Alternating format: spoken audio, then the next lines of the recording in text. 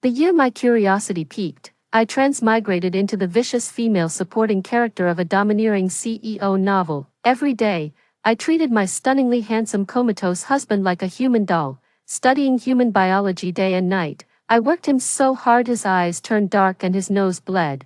In less than a month, he rose from his bed. I was utterly shocked. This can't be right, according to the original plot. Shouldn't he have remained unconscious for over half a year after marriage? It wasn't until my brother-in-law barged into my room that I realized I'd mixed up the novels I'd read. I wasn't transmigrated into that book after all. My stunningly handsome husband wasn't the kind male lead but the big villain pretending to be in a vegetative state. And me, I was the brother-in-law's lover, married to the villain only to steal business secrets and take his life. When I first transmigrated here, I spent an entire day trying to figure out which novel I had ended up in. I'm quite impatient when reading novels. While others can name their favorite book and reread it multiple times, I can finish 10 books in a single day, only to forget the plot immediately afterward. Remembering the protagonist's name is simply impossible, so I had no choice but to piece together the story from the available clues, slowly reconstructing the plot from my fragmented memories. My name is Tiffany now, and it seems I'm the villainess in some domineering CEO novel.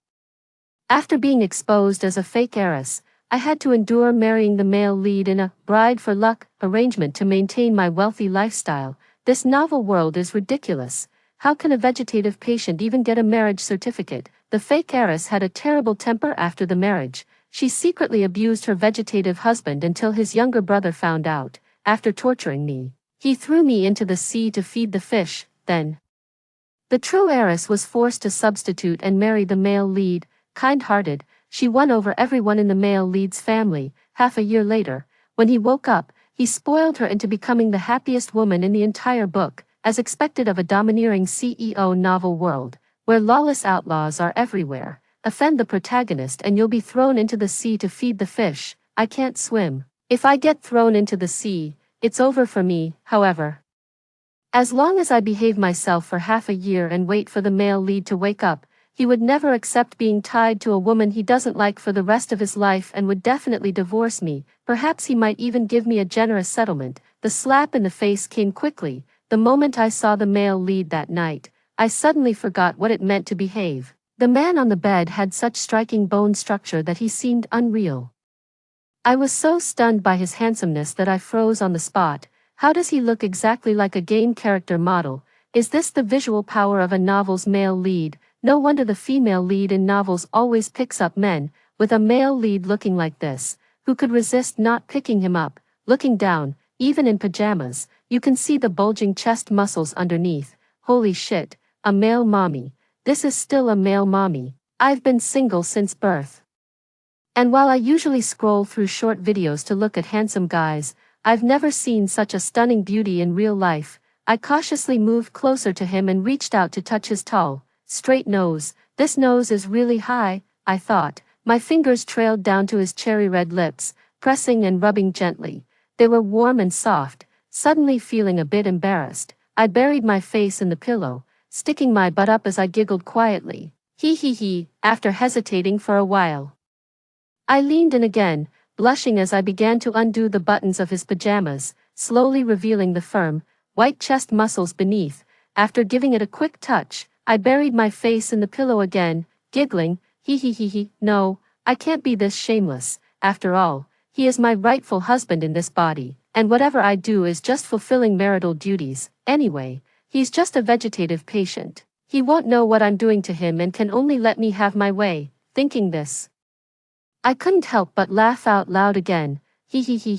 Excitedly unbuttoning all the buttons on his pajamas and pulling them apart. I stared wide-eyed at the breathtaking sight before me, my face burning red, so pale. Male mommy, I swear to defend male mommy with my life. I reached out to touch it, firm and solid. Strange, how could his muscles still be hard even in a relaxed state? I felt my own muscles, then touched his again. Is this the difference between working out and not? Even after being unconscious for a month, he's still in such good shape, as expected of the male lead. I seem to remember that in the original story, the male lead's elders were full of feudalistic ideas. Not only did they arrange a marriage to bring luck, but they also forced the female supporting character to sleep with the male lead every night, hoping she would conceive his child to continue his bloodline. That's why the female supporting character, in a fit of anger, secretly tormented the male lead, but if this were to happen to me, I wouldn't resist it. The male lead is taken care of by professionals, cleaned thoroughly every night, even his teeth are brushed. I don't know how they did it, but the male lead even has a really pleasant fragrance. Sleeping every night while hugging such a fragrant and stunning male mommy would make me wake up laughing in my dreams. Most importantly, the fragrant male mommy doesn't move. What's the difference between this and a premium human-shaped doll? Thinking this, I happily hugged the doll in front of me, pressing my face against his pectoral muscles. What a pity, it can only be held for at most half a year. Lifting my head, I carefully examined his face. With Western bone structure and Eastern features, his brow bones were high, and his nose bridge was as sculpted as a Western statue, yet his eye sockets weren't deep. And his lips were the delicate, thin lips typical of the East, a handsome appearance that also resists aging. No wonder he's the male lead. In terms of looks, he's received all the favoritism from the author, the modern-day Nuwa. My gaze lingered on his lips, and suddenly I felt a bit curious about what kissing would feel like. I'd never kissed anyone before. No sooner said than done. I quickly got out of bed and found a bottle of mouth spray from the original owner's dressing table. Then I returned to the bed, pried open his mouth, and sprayed inside. Although his teeth had already been cleaned, for the sake of my own experience, I decided to add an extra layer of precaution. After spraying, I carefully sniffed the scent. Its white peach fragrance, so pleasant. Fresh breath brings us closer. Reciting an ad slogan out of nowhere, I cringed so hard I laughed at myself, patting my face. Act normal, act normal. Leaning in to kiss his lips, the moment we touched, there was an inexplicable tingling sensation. My eyes widened. The novels hadn't lied to me, however. That feeling quickly faded. Curiosity piqued. I took out my phone to search for how to kiss, then followed along with a tutorial video. Here are some super amazing kissing techniques for couples. Girls, hurry up and like, save, and learn these. The female host in the video teaches the techniques with a suggestive expression. I've always been serious about learning, so I followed the instructions meticulously. The side-sitting position made my waist uncomfortable while kissing, so I lifted my leg and straddled his waist, leaning down to kiss him, eating with such intensity, eating until all feelings are forgotten, eating until the world fades away. Finally, I bury my head in the crook of his neck, breathing lightly. Suddenly, a man's panting reaches my ears. I prop myself up to look at the male lead. His lips are swollen, his breathing faint. That earlier panting didn't seem to come from him. Was I just hearing things? But now that I think about it, his shoulders are so broad, with such well-developed chest and abs. His shoulders and back muscles probably aren't bad either. I sat up, curious to take off his clothes and see. While pulling off the sleeves, I caught a glimpse of a tuft of black hair in my peripheral vision. He actually hadn't done any underarm grooming. My perfect doll suddenly had a tiny flaw. This won't do. The original owner was a young lady who would go to a beauty salon for hair removal. I couldn't find any usable tools in her dressing table except for an eyebrow razor. I had no choice but to order a hair removal device online and pay extra for express delivery. During this process, I thoroughly examined the male lead's entire body. He has quite abundant body hair, not just under his arms but also on his arms and legs. Looks like tonight is going to be a big project. As soon as I got the hair removal device, I immediately started shaving in a flurry. After finishing shaving all 4 limbs, I stared at his remaining boxer shorts and fell into deep thought. To move or not to move? Never mind, I'll use it anyway. My experience is what matters most. By the time he wakes up 6 months later, it will have already healed completely. Even if he minds, he won't notice. No time like the present. I yanked off his underwear, then froze in shock. So ugly. Rolled off the bed and grabbed the alcohol spray. Whatever, disinfect first. After shaving all the hair clean, I put on the goggles that came with the hair removal device, then hesitated over the intensity setting. When using a hair removal device, sensitive skin may experience stinging or burning sensations, so it's generally best to start at a low setting and gradually adjust. But how do I know when it's adapted? Whatever, his body hair is so thick, just go straight to the highest setting. He raised his arm, aimed at the hair follicles under his armpit, and just as he pressed the button, the man on the bed suddenly shuddered all over, pressed the button again, and he shuddered once more, pressed. What's going on? Why is there a reaction? I was too scared to move again. Could it be that he's about to wake up? This doesn't match the plot at all. In this situation, should I record a video to report it? But this.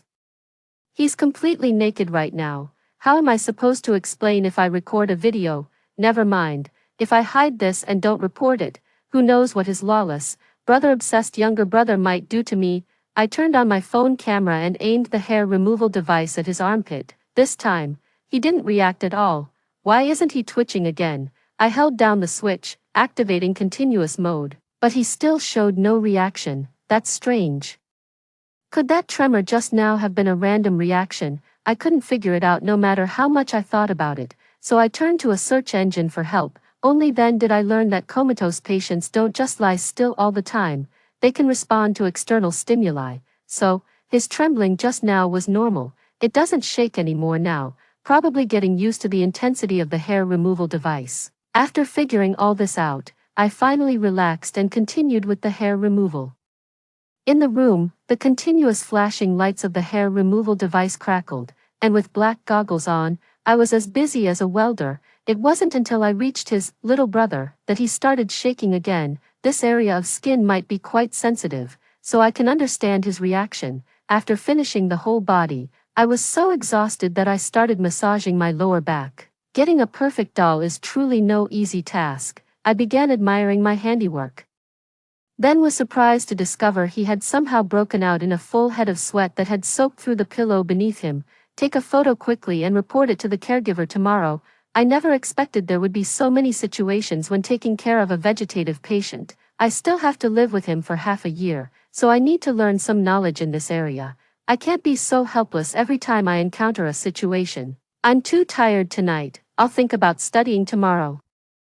Thinking this way, I took out an adult diaper from the cabinet next to me, probably to make it easier for us to do that kind of thing. The caregiver didn't put him in diapers tonight, but they're professionals, so there must be a scientific reason for not using them. Maybe they adjusted his diet to prevent nighttime accidents. Never mind, I'm too tired to think about it. Just to be safe, better put them on anyway. I helped him put on adult diapers and then flipped over his wet pillow to the other side. After finishing all this, I lay on his chest muscles and fell into a sweet sleep. The next day, I was awakened by knocking on the door, groggily looking at the clock on the nightstand. It was exactly 6 o'clock. The nursing staff actually started work at 6 in the morning. I turned over and hugged the man beside me, who was only wearing a diaper, even though I had touched every inch of him last night. Waking up to such a perfect physique still made me a little shy. Reluctantly, I kissed him twice. Baby, Mommy has to leave you for a while. I'll miss you.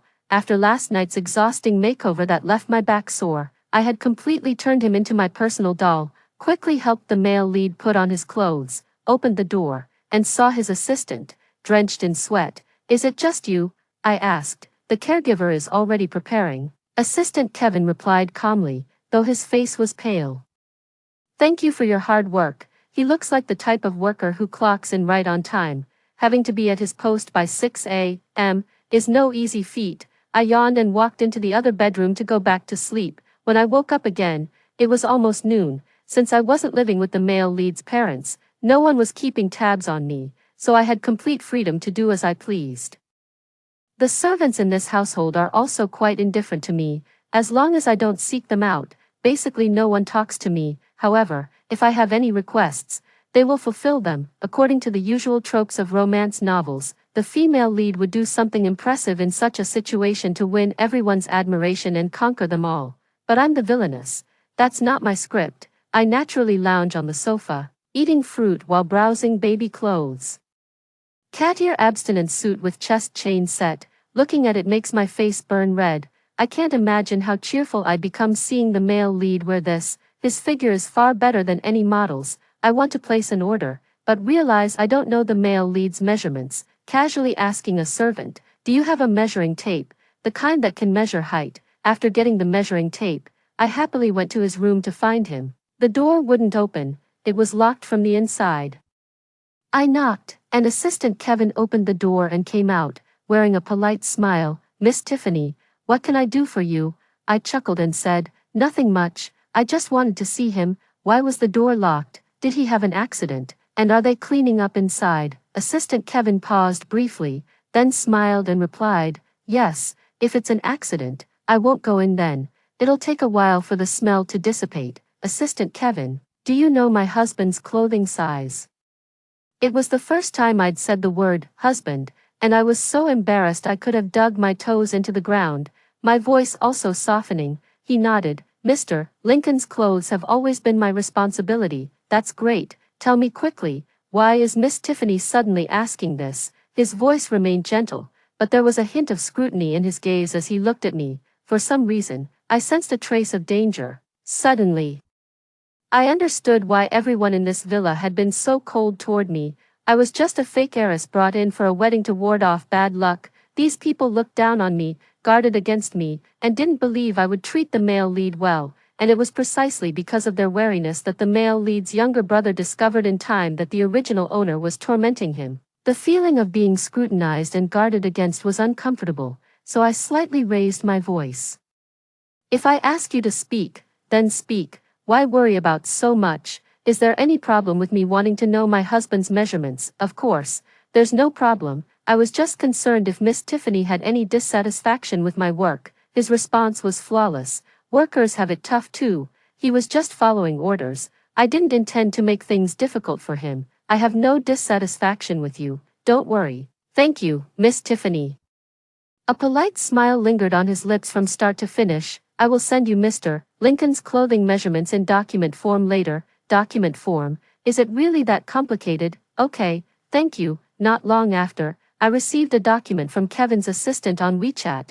Neck circumference, shoulder width, garment length, sleeve length. What is all this? I'm not getting a suit tailored. Looking further down, there are all kinds of clothing preferences. Is this the professional competence of a CEO's special assistant in novels? Even if the boss is already in a vegetative state, he would still prioritize the other's past preferences in clothing. Just as I was marveling at it, Assistant Kevin sent me another message. "Miss Tiffany, due to some unforeseen circumstances, Mr. Lincoln requires professional care at night. You'll need to sleep in the guest room for the time being." What unforeseen circumstances? I've already added all the doll clothes to my shopping cart. My precious doll mustn't be harmed. I hurried to the master bedroom to check on him. The door was locked again. After knocking it open, I rushed past Kevin, the special assistant, and inside, the handsome man was still lying quietly on the bed, showing no visible changes from the outside. "What's wrong with him?" I asked nervously, turning to look at Kevin. "Don't worry, Miss Tiffany, Mr. Lincoln is fine. Just some abnormal readings that require special monitoring tonight. The male lead will wake up in 6 months, and according to the traditional tropes of romance novels, his body shouldn't have any issues." I get it now. Was today's care not done properly? Might he have a bowel movement tonight, and you're worried I can't handle it? That must be the reason. Otherwise, the Lincoln family elders, so desperate for a grandson, would never allow me to skip work. Sure enough, after a brief moment of surprise at my cleverness, Assistant Kevin admitted it. "Although the male lead is indeed very handsome, dealing with feces and urine is something I just can't handle. The baby clothes were supposed to arrive today, and he would have been able to wear them for me tonight. Who would have thought such a major accident would suddenly occur, tearing us apart?" Overcome with grief, I threw myself onto the man on the bed, holding him tightly and kissing him over and over. Reluctant to let go. "Mommy will miss you, baby." After being affectionate for a while, I turned back to see Kevin, the assistant, his eyes wide, frozen in place with a strangely forward-leaning posture. His left hand was slightly extended, as if he had initially intended to stop me but then gave up. The Lincoln family wanted me to get pregnant as soon as possible, since I took the initiative to get close to the male lead. They should have been pleased. Why this reaction instead? This was probably just the natural wariness that people around the protagonist have toward the villainess. I comforted him, saying, "Don't worry, since I've married him, I won't look down on him." Assistant Kevin forced a stiff smile at me. "It's good that Miss Tiffany thinks this way." Late at night, I caressed the furry cat ears on my hands while staring at the upper body video on the screen. The muscular man sensually swayed to the rhythm of the music. Recalling the vivid and alluring scene from last night, I couldn't help but wonder how this outfit would look on the male lead. As I thought about it, my cheeks began to burn. A woman in her 20s who's never been in a relationship and has normal physical desires. How could she resist such temptation? So I put on the cat ear onesie and quietly slipped out of the guest room, sneaking into the male lead's bedroom. The door wasn't locked. Perhaps his condition had stabilized again. And there didn't seem to be any caregivers monitoring the room. Today, he was wearing black silk pajamas that, paired with his sharp bone structure, gave off an innate aristocratic aura, like some ancient noble from a vampire movie in deep slumber. I was momentarily dazzled by the breathtaking sight before me, and it took me a while to snap out of it and turn to lock the door. The first thing I did after that was to pull back the blanket, tug down his pajama pants, and check if he was wearing a diaper. He wasn't wearing one again. Could it be that he got better again in the afternoon? Just to be safe, I still pulled down his pants and put a diaper on him. Then, I took off his shirt and dressed him in the carefully chosen, aesthetic-style suit. Thanks to the detailed measurements provided by assistant Kevin, the suit fit the male lead's broad shoulders, slim waist, and long legs perfectly. The leather suspenders stretched taut over his well-defined chest muscles, crossing into a restrained X shape at the back. The typically formal shirt had 3 buttons undone, revealing the faint rise and fall of his firm, pale pectorals with each breath. Sitting astride his waist, I could feel my face growing hotter. After putting cat ears on him, I finally couldn't hold back any longer. Covering my face with both hands, I let out a squeal. "Aw, he's so handsome it's killing me. So handsome it's killing me. Help, help, how can someone be this handsome?" In the real world, when I play Otome games, I'm obsessed with changing outfits and taking photos of my favorite characters. Only now have I realized, playing Otome games is nowhere near as good as playing with a real person. Use the belt by the bed to tie his hands and press them above his head. This restrained pose was visually striking, and I once again covered my face and screamed, "Aw!" After screaming, I picked up the small whip that came with the set and shyly gave his chest a light flick. Unexpectedly, his skin was quite delicate, and a faint red mark appeared where I had struck him. I couldn't help but scream again. "Ah, this is too intense." The corners of my mouth were stretched too wide, making the muscles on both sides of my face ache. I threw down the whip, feeling my entire face burn with a fiery heat. The man beneath me wore adorable cat ears, his eyes closed, his collar wide open as he submitted to my restraints. His docile, harmless appearance made it seem as though he would let me do anything. At that moment, my curiosity about human biology reached its peak, and I swiftly launched into my research. As I stripped him down to his diaper, I was astonished to discover that even a vegetative state could elicit a reaction. Unfortunately, my theoretical knowledge in this area is quite lacking, so I didn't dare to practice it casually and simply left it alone. I researched until the early hours of the morning before finally feeling satisfied and falling into a deep sleep while hugging the doll. The next morning, I was once again awakened by knocking on the door. Today, their work schedule was moved up, and they came knocking before 6 o'clock. I helplessly scratched my head and looked at the messy bed. The male lead's original pajamas and baby clothes were mixed together and thrown everywhere by me. Even the only remaining diaper on him now had a corner torn off by me. This is definitely not presentable. The knocking outside grew louder, as if the person at the door was growing impatient from waiting. "Wake up, wake up, just wait a moment." I called out toward the door, hearing my voice. The person knocking paused for a second, then started knocking even louder. So little trust in me. Amid the urgent knocking that sounded like a death sentence, I quickly changed the male lead's diaper and found his pajamas from a pile of clothes to dress him. The doll clothes were hastily rolled into a ball inside the shirt and hidden behind her back as she went to open the door. The moment the door opened, Kevin, the assistant, rushed in anxiously. His first concern was the male lead on the bed, but then he turned to me, his face pale, and asked, "Miss Tiffany, what are you doing here?"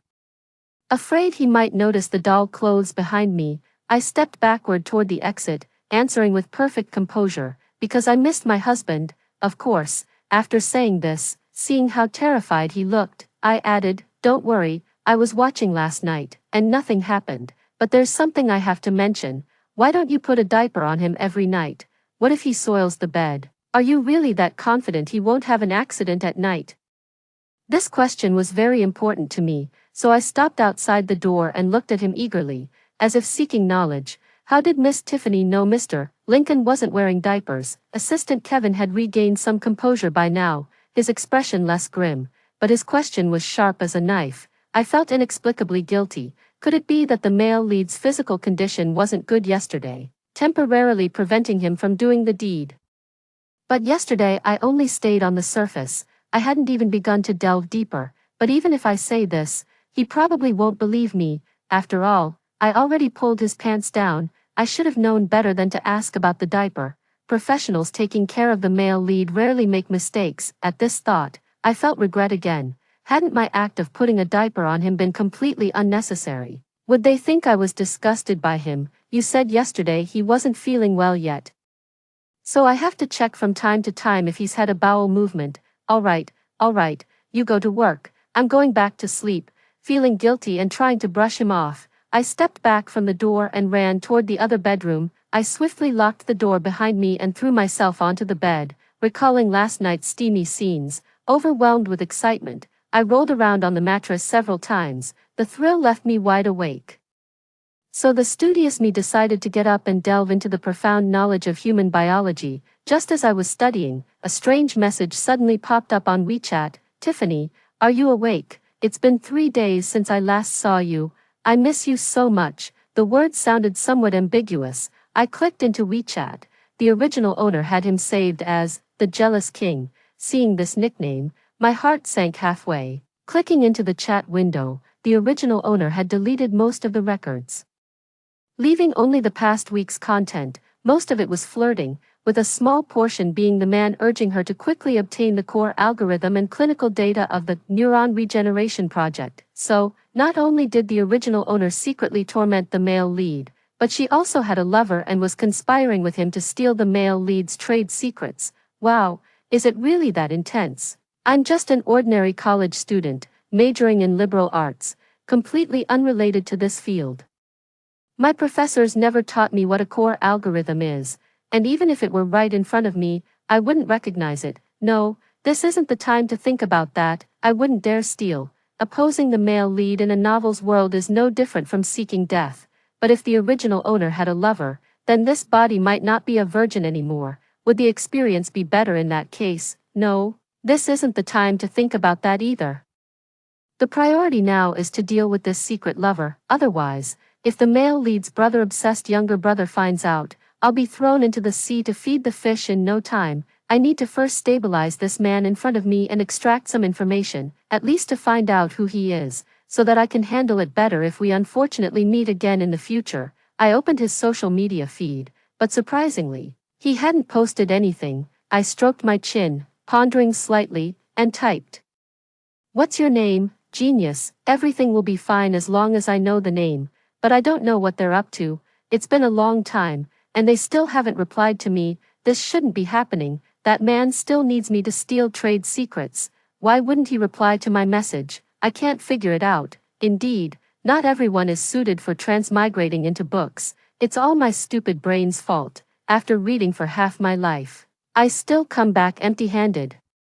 Because I never remember book titles or character names, I often get drawn to stories I've already read, only to drop them repeatedly due to the same triggering plot points. Remembering this much of the plot is already my limit. Now I'll have to rely on my wits. Forgot to add a note for you, my bad. Pretending to mistake someone else shouldn't be a problem, right? It's not like he's the only person in the world named Tiffany. Still no reply. Maybe they're busy. After waiting an hour, I lost my patience. If all else fails, I'll just have to ask him out. Staying at home every day is pretty boring. Want to hang out together? Still no reply. Frustrated. It seems I have to play my trump card now. I've thought about it, and I think it's best if we don't contact each other anymore. I'm quite content with my life as it is. I'm sorry. I can't keep the promise I made to you. I'm about to give up on stealing trade secrets. I refuse to believe he won't panic. I waited for so long that I got hungry, but this person still hasn't replied to me. Why aren't you replying to me? Transfer to a human agent. It's been almost 5 hours, almost lunchtime, and he still hasn't replied. What's going on? Does this villain have any ambition at all? If you don't reply to me, don't ever contact me again. Is there someone else with you? Still no reply. I skipped breakfast because of him. And now I'm so hungry I'm about to lose it. Can't even fart after half a day. Can't even sweet talk a woman properly. With skills like yours, you still dream of stealing trade secrets. Keep dreaming. Get out of my sight starting today. If you dare harass me again, I'll have someone throw you into the sea to feed the fish. Forget it. I'll just block and delete him. Even if he comes knocking in the future, I'll just deny everything. It's not like I did anything wrong anyway. I'm starving, and this headache is killing me. I'm done thinking about it. Let's go eat. After transmigrating into this world, apart from nighttime, my favorite moments are the 3 daily meal times. The chefs in wealthy households are incredibly skilled. Many sisters online share tips on what to pay attention to during the first time. While eating, I was studying these tips and had just reached the blush-worthy parts when a servant informed me that the male lead's mother and younger brother had arrived. I nervously placed my phone on the chair beside me. This mother-son pair. One a wealthy matriarch determined to secure her eldest son's lineage, the other an outlaw obsessed with his brother. As a fake heiress, I couldn't afford to offend anyone. I could only greet them with a forced smile, but unexpectedly, they were quite amiable. The male lead's mother first asked if I was settling in well, then inquired about his situation. I breathed a sigh of relief in my heart. It seems that as long as I don't cause trouble, they won't do anything to me, after all. They still need me to bear the male lead's child. Mom, don't worry, Lucas is doing very well. The nursing staff is extremely dedicated, and assistant Kevin arrives every morning at 6 o'clock, taking care of everything meticulously. That's good to hear. She took my hand, her face full of tenderness. No matter how dedicated the caregivers are, they're still not family. You need to put in more effort and stay by Yuan's side with all your heart. Is she hinting at me? Is she implying that I haven't taken good care of the male lead? Could someone have reported me? I guess I'll have to visit the male lead more often, whether there's a reason or not. Mom, he's my husband. Since I married him, I'll definitely take good care of him, in front of the elders. I must be a flawless wife. That way, if the male lead wants a divorce later, I'll be the perfect victim and can surely gain a lot of benefits. Why are you only having lunch now? The male lead's younger brother asked me. I had always imagined him to be a spoiled young master in appearance, but unexpectedly, he turned out to be quite handsome and composed. It's just that his eyes were too profound when looking at people, making me feel like there was always another layer of meaning behind his words. I haven't had much appetite lately, so I eat slowly. I replied with a smile. Even if you're taking care of my older brother, don't overwork yourself. Take care of your health too. His voice was gentle, sounding as if he cared about me, but his eyes narrowed inexplicably as they fixed on me, as if conveying something else. In the novel, this younger brother never liked the original host, believing the original host wasn't good enough for his brother. Could his words be a threat to me? If I don't take good care of his brother, my life might be in danger. I struggled to maintain a smile on my face. Thank you for your concern, I will. I thought the conversation was about to end here, but then he asked again, by the way, Mom sent you a message before we came. Why didn't you reply? Was your phone not with you? When he mentioned the phone, I remembered the original owner's lover and broke out in a cold sweat. He dislikes me, so logically, he shouldn't care whether my phone was with me or not. I had been checking my phone the whole time, and no one had sent me any messages. Why would he suddenly ask such a question?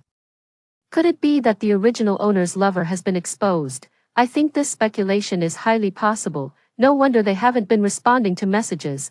Could they have already been taken under control? This is bad. This is really bad. What should I do? Think quickly, you fool. How should I respond to this situation to save my own life? The male lead's mother noticed something was off and asked with concern, "What's wrong? You look so pale." The moment she spoke, an idea immediately came to me. So what if the lover is being controlled? The original owner hadn't stolen any data yet, and I haven't done anything wrong. As long as I grit my teeth and refuse to admit anything, the elders of the Lincoln family won't let him lay a hand on me. It's nothing, I'm just on my period and not feeling well. I secretly pinched my thigh, forcing myself to meet the younger brother's gaze directly. Sorry, my phone is in the room, I haven't touched it all day, so I didn't see the message. As I said this, I subtly shifted my stance, further concealing the phone that was already hidden in a blind spot. I see. After hearing my explanation, he didn't say anything more, just gave me a look I couldn't decipher. Then went upstairs with his mother to see the male lead. My legs were shaking so badly from fear that I collapsed back into the chair, my heart practically leaping out of my mouth. That look, it must have been meant to intimidate me. Noticing the chair was also shaking, I patted my chest to calm myself down. Don't be afraid, don't be afraid. His mother is here. He wouldn't dare do anything to me, even if he shows the chat records. My last few messages were all rejections. Though I once strayed from the right path, didn't I return to it later? No matter what, I can still keep my life. Whatever. I picked up my chopsticks and started eating some delicious food to calm myself down. They moved quickly, going upstairs and coming back down not long after, with assistant Kevin personally seeing them off all the way. I also sensibly stepped forward to greet them. Mom, are you leaving so soon? The male lead's mother looked angry. It's not like I'm of any use here anyway. She glanced at Kevin, the special assistant, and complained to me. Ayuan's grandfather and uncle are the same. They have a perfectly good home but insist on making Ayuan stay here to recuperate. I really don't understand what they're thinking. Isn't this issue simple? I gently comforted her. Mom, uncle and the others are just concerned about you. They don't want you to dwell too much in sorrow. This place is quiet and perfect for recovery, and the caregivers are the best.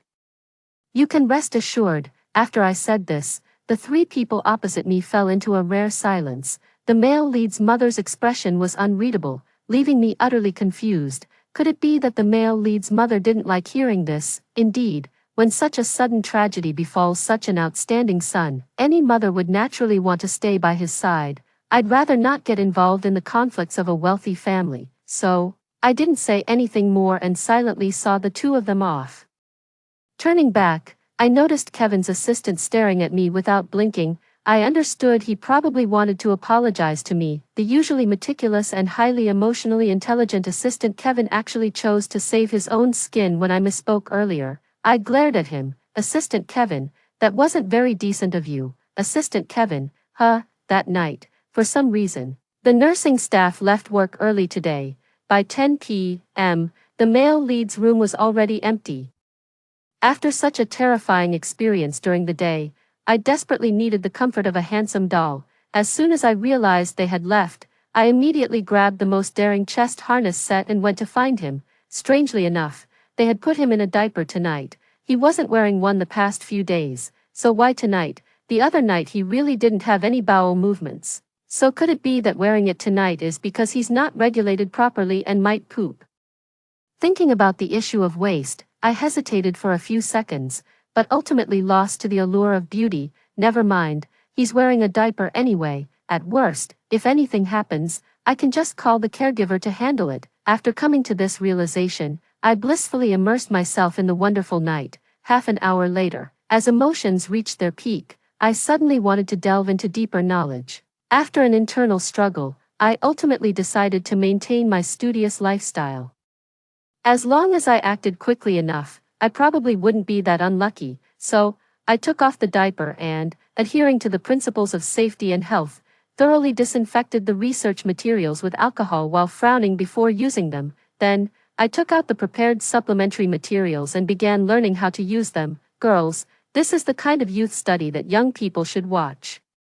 Don't worry if you have no experience. I'll teach you the right way to put a little hat on your boyfriend. Step 1. Check for leaks. Step 2. Distinguish the front from the back. I studied earnestly, following the video step by step, and completed the preliminary operations of the research very meticulously. After that, I entered the most crucial stage of the research, the actual operation. This phase was indeed quite challenging. I procrastinated for a long time without success.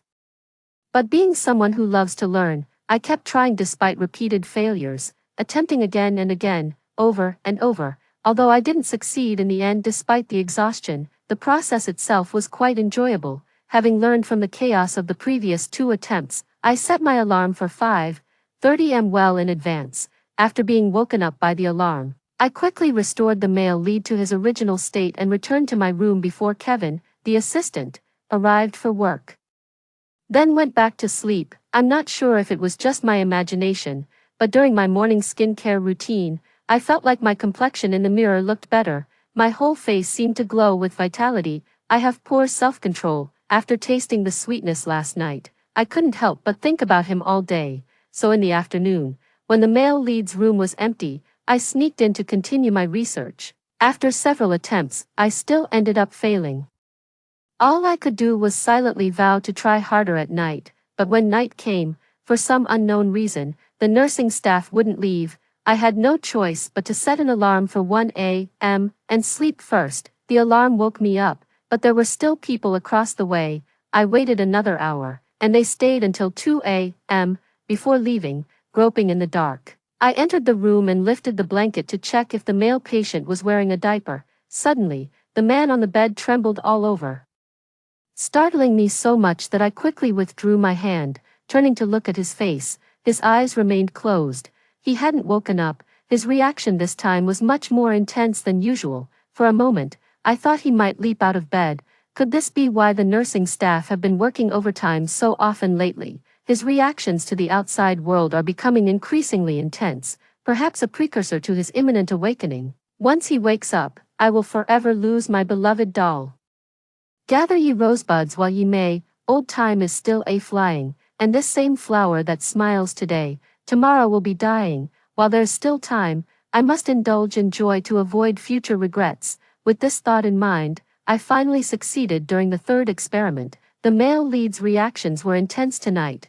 Not only was his body trembling, but his breathing was also heavier than usual. At first, I felt a bit flustered when these reactions started appearing, but gradually, I found it quite thrilling and even began to enjoy it a little. After the research session ended, I was so exhausted that my back ached. Knowing I wouldn't be able to wake up at 6 a.m. the next day in this state, I helped the male lead get dressed and then returned to my own room to sleep. I slept soundly through the night and woke up naturally. While washing up and looking in the mirror, I noticed my complexion had improved even more, and my skin looked even smoother. Handsome guys are indeed great nourishment. I picked out a beautiful dress from the wardrobe and changed into it. The smile on my lips didn't fade all day. Although the people in the villa were rather cold towards me, I was in such a good mood that I wanted to chat with everyone I met. Unfortunately, Kevin the assistant and the caregivers all had such gloomy faces, weighed down by their work vibes, that they made excuses to leave after just a few words. How did the female protagonist manage to win over such a cold-hearted group of people? During nap time, I sneaked off to see the male lead as usual. Just as I locked the door behind me, I suddenly noticed another door wide open out of the corner of my eye. Despite visiting the male lead's room so many times, this was the first time I realized there was a door in this spot. Walking through the open door, I found myself in a lavishly decorated study with ample space. It was divided into two areas. One side was a workspace with a computer, while the other was a calligraphy section equipped with brushes, ink, paper, and inkstones. The walls were adorned with many of his calligraphy and traditional Chinese painting works. I walked straight to the calligraphy section, admiring his works while wondering what he looked like sitting there quietly practicing calligraphy. Lost in thought, I couldn't resist sending a message to Assistant Kevin. Assistant Kevin, do you have any photos of my husband practicing calligraphy? Assistant Kevin replied instantly, calligraphy is Mr. Lincoln's personal hobby during his free time, and no photos have been taken of it. Miss Tiffany, why do you suddenly ask about this? Reading his message, I sighed regretfully and turned to glance at the male lead's desk, deciding to settle for the next best thing.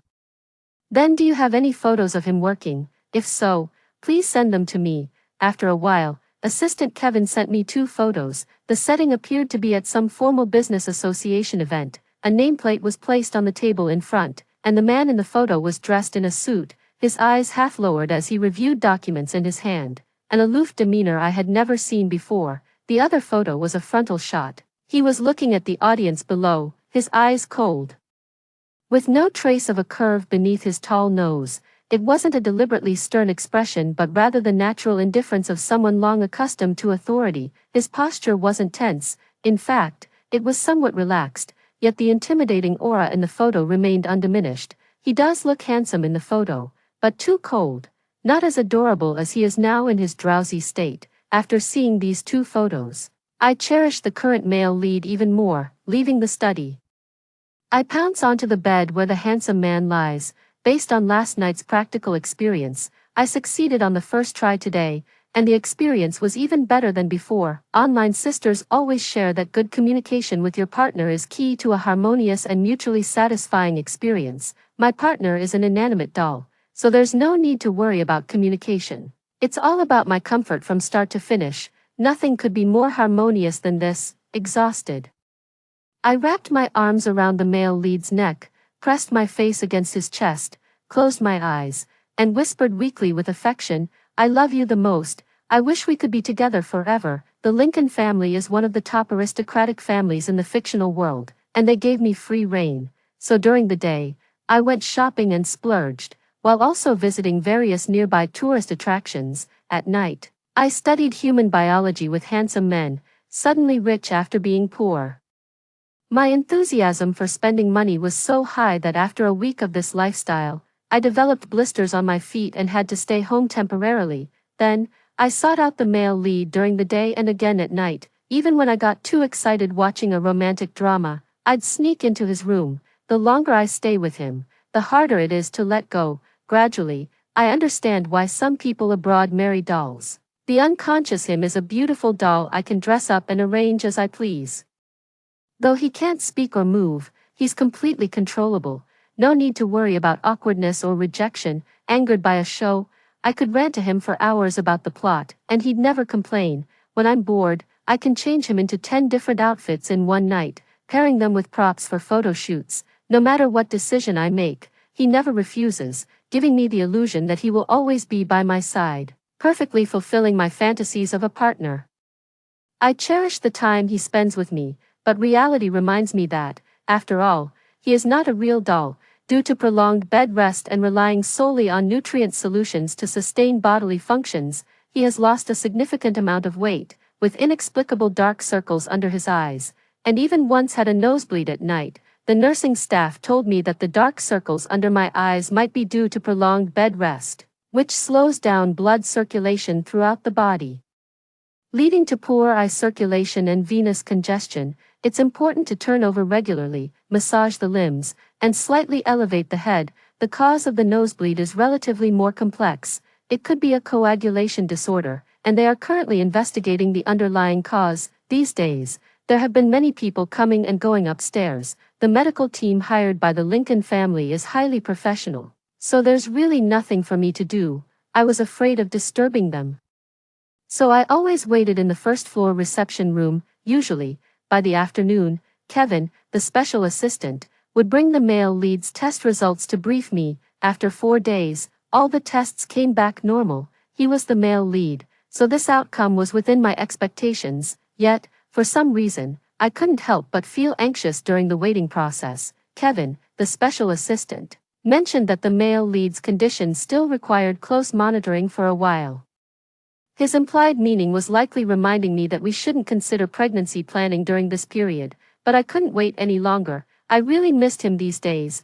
After the staff left in the evening, I secretly went to find him, after 4 days of careful care from the medical team.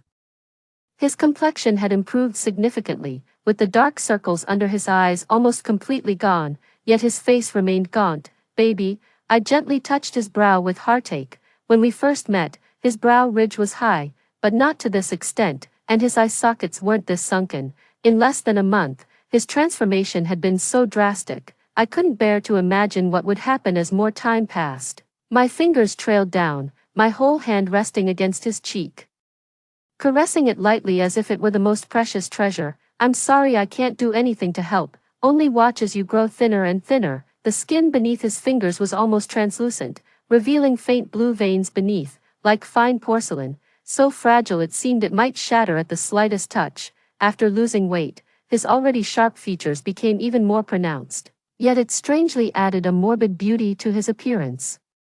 How can someone look this beautiful even when they're sick? My heart softened with a bittersweet ache as I leaned down and gently pressed my lips to his, gradually deepening the kiss. It must have been muscle memory from before. The moment I kissed him, my hands naturally slipped under his clothes, and by the time I noticed the smooth, delicate texture beneath my fingers. His clothes were already half undone. I paused. But as I started to pull away, a strong hand suddenly gripped the back of my head, deepening what should have been a fleeting kiss. My eyes widened in shock, meeting a pair of beautiful yet serpentine cold eyes. The moment our gazes locked, it felt as if all the oxygen had been sucked from the room. The hairs on the back of my neck stood on end, my body instinctively reacting with the primal fear of being targeted by an apex predator. The male lead woke up. When did he wake up, according to the novel's plot? Shouldn't he have been bedridden for 6 months after marriage? How could he wake up in less than a month? He looked so beautiful and harmless with his eyes closed, but now that they're open, he's terrifying. The descriptions in novels of gazes as deep as abysses and cold as tempered ice became tangible in the eyes before me. There was no confusion of just waking in his eyes, only a terrifyingly clear desire for control, like a venomous snake lying in wait for too long, finally sinking its fangs into its prey's throat. When I came to my senses, I instinctively tried to push him away, but he yanked me hard, flipping me onto the bed. "Don't move." He gripped my hands, his voice low and hoarse, carrying an undeniable pressure. At this moment, his shirt was disheveled and open, the push-up position making his muscle lines appear even more defined. His pale chest muscles rose and fell with his rapid breathing. I looked up and met those cold eyes again. His dark hair hung slightly down, casting faint shadows across his face. His entire being exuded a dangerous, alluring aura, like the legendary serpent that would slowly strangle its prey around the neck. His current appearance was strikingly similar to the gloomy male lead from that Otome game I had played before. I lost control for a moment and was once again dazzled by beauty. The person above me seemed to chuckle softly, their kisses raining down densely, their scorching breath flooding my nostrils, nearly stealing away all my space to breathe. Only then did I regret it. With so many unanswered questions, how could I be so weak-willed? Just now, I had been utterly captivated by their beauty and hadn't asked a single thing. With my hands restrained, I could only kick wildly to push them away. Unexpectedly, he took the opportunity to press his leg between mine, making me too afraid to move recklessly. Before my consciousness completely faded, I cursed helplessly in my heart. "Damn author, why did you make the male lead so handsome?" When I woke up the next day, my back ached, and my whole body felt as if it had been run over by a truck. There's indeed a big difference between men who take action and those who don't. The bed beside me was cold, meaning the male lead must have left for quite some time. The clock on the nightstand showed 11:03. It had been a long time since I last slept in naturally after transmigrating into this book. Next to the clock was a set of clean clothes and a glass of water. This small gesture suggested he was considerate. In the novel's plot, the male lead is a responsible, gentle, and upright man, so even if he couldn't initially accept the female lead's presence in his heart after waking up, he would still fulfill his duties as a husband, sheltering her under his wing and allowing her to use his influence to confront her birth parents. But last night, there wasn't the slightest hint of reluctance in him. He adapted to the role of husband as naturally as a fish takes to water. Moreover, he was so fierce and domineering last night that it was impossible to see any trace of gentleness in him. Just woke up, didn't say a word to me, yet could already start kissing and then so naturally got down to business. Is this right? I'm starting to suspect I've transmigrated into some questionable novel, but then again, novel authors love writing about male leads with stark contrasts between their behavior in and out of bed.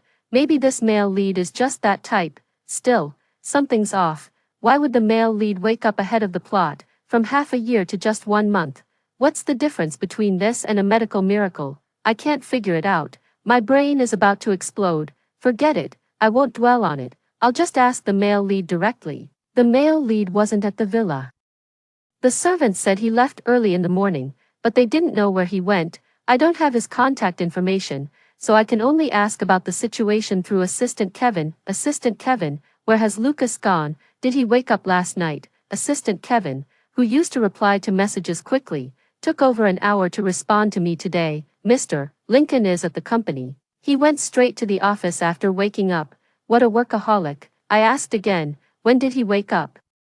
Was he already awake before you left last night? This question remained unanswered. Kevin's assistant is a highly professional individual and wouldn't intentionally ignore messages. It's more likely that the male lead just woke up and Kevin is extremely busy with work today. So, I decided to approach the male lead's family members for indirect information. Strangely enough, I realized I didn't have any contact details for his family. The situation suddenly felt eerie. How could a daughter-in-law possibly not have her in-law's contact information? Moreover, the male lead's father never visited him, his mother only came once, and his younger brother also visited just a single time. It shouldn't be. With this frequency of visits, how could the male lead's younger brother possibly discover that the villainess was tormenting his brother? If you think about it this way, nothing makes sense. I must be overthinking it. The nursing staff is so professional, and assistant Kevin along with those secretaries visit frequently. If he were someone abandoned by his parents, how could he possibly receive such treatment? Although his family rarely visits him, aside from me, everyone in the villa might be their informants. It's not that I don't have their contact information in my phone, but rather that the original owner didn't save their details. After all, the original owner was solely focused on stealing trade secrets to elope with her lover. The Lincoln family meant nothing to her. That's right, it must be like this. Everything makes sense again, probably because the news of the male lead waking up had spread. My phone didn't stop ringing all day, with messages and calls from too many people trying to get information about him from me. Even the original owner's lover caught wind of it and came sniffing around. He angrily called to demand when Lucas had woken up and why I hadn't told him that Lucas was awake. I threatened him again and hung up the phone in frustration. Later, the guy kept calling from several different numbers, his calls mixed with those from other people asking around, driving me so crazy that I had to turn off my phone. When I turned it back on, it was already 11 p.m., and the male lead still hadn't returned. I waited until I was drowsy and had no choice but to text Kevin, the assistant, to ask when the male lead would be back. This time he replied quite quickly, "Mr. Lincoln will be working late tonight and probably won't be coming home to sleep." Once again, I'm shocked by the male lead's work ethic. Just woke up and already pushing so hard. Can his body handle it? Could you please send me his WeChat and phone number? I can't always reach him through others. Not long after, Kevin's assistant sent it over. When sending the friend request, I included my name in the note, and the male lead quickly accepted it. Is he looking at his phone right now? Seeing the pop-up dialog box for a new friend, I suddenly felt at a loss. I haven't had a normal conversation with him yet. What should I say for the first message? After some thought, I decided to start with a greeting. "Hello, I'm Tiffany." After sending the message, there was no immediate reply from the other side. Could they be busy again? Assistant Kevin mentioned you might be too busy with work to come back tonight. You just woke up, your body isn't suited for intense work yet. How are you feeling today? If you're not feeling well, don't push yourself too hard. After the polite concern, I got straight to the point. A lot has happened while you were unconscious. I know it must be hard to accept right now, and I completely understand. Let me know when you have time. I'd like to have a proper talk with you. Since he's awake now, the divorce proceedings need to be put on the agenda. I waited for him all day today and figured out many things. No matter why he woke up early or why he did those things last night, I'm not at a loss either way.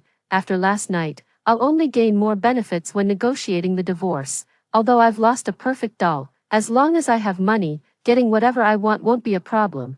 The WeChat messages scrolled, and the male lead finally replied, "Okay, just a single word, concise and to the point." Seeing his reply, I immediately sent another message. "Then I'll wait for you to coordinate the time. Health is the foundation of revolution. No matter how busy work gets, don't overdraw your body. Remember to sleep early." He didn't reply anymore. I remember, in the original novel's plot, he was also this aloof towards the female lead at first, which made her anxious for a while. But after spending more time together, she discovered that although he spoke little, he responded to everything and was actually very gentle. Holding my phone, I was already fantasizing about the wonderful life I'd have as a wealthy woman. To get more benefits, I decided to correct my attitude, stay put, and wait obediently at home for his time. After waiting for 2 more days, I didn't see the male lead but his younger brother instead. During my afternoon nap that day, his brother suddenly barged into my room for some unknown reason. The first thing he said was an accusation. Why didn't you answer my calls? Why did you turn off your phone? I was frightened by the man's frenzied expression before me and timidly asked, did you call me? Please calm down first. Too many people have been calling me lately, and I got annoyed, so I turned off my phone. I didn't mean to ignore your call. What did you need from me? He stood by the bed, his face terrifyingly dark. Why haven't you sent me any messages this entire month? Did you already know Lucas was pretending to be in a vegetative state? Speak, he roared, grabbing my wrist and pulling me closer. When did you start betraying me? Who's pretending to be a vegetable? Who am I betraying? I widened my eyes, unable to believe what I was hearing. If it weren't for the pain from his grip on my wrist, I would have doubted whether I was dreaming. Is he implying that I'm having an affair with him? So, the one who conspired with me to steal Lucas's trade secrets was actually him. My husband's younger brother is my lover. Even more absurdly, he claims Lucas is faking being in a vegetative state. What were all those days and nights I spent with the doll about? I feel like the motherboard in my brain is smoking from overheating. After thinking it over, I could only come up with one answer. Did you lose a game of truth or dare? The next second, his furious spittle sprayed all over my face.